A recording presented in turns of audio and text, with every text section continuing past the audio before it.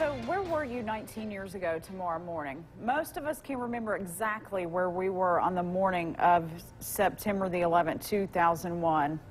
9/11, I remember, generally speaking, I was in college at Georgia Southern. Walt, do you remember where you were? Oh, I remember exactly where I was. I was filling up with gasoline to go shoot a story, and then when I went inside to pay, I saw on the television set inside the little convenience store down the street from the house the bulletin and the plane flying into the World Trade Center up in New York. It was shocking to see because the American mainland was under attack. You know, that didn't even happen in World War I or World War II.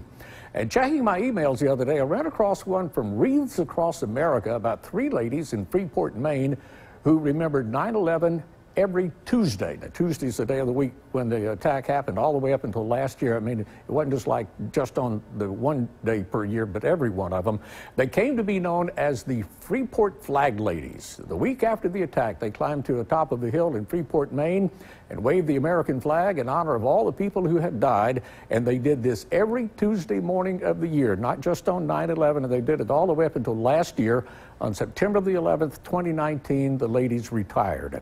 Now, the very next week, that's when Wreaths across America picked up where the Freeport Flag Ladies left off, and now they're waving the flag every Tuesday morning. They have parade and other events where the whole town up there in Maine joins in. But the point of the email was an attempt to get everybody in the country to get an American flag and stand outside and wave it for 1 minute tomorrow morning at 8:46, and then again at 9:03, 9:37, and then 10:03. Those are the times when the planes hit the 2 towers in New York and the Pentagon in Washington, and then the last one crashed in Shankstown, Pennsylvania, when the passengers hijacked the hijackers. Well, it was one of those defining moments in American history when we were challenged to kind of examine who we are as a nation, and maybe even challenged to examine who we are as individuals.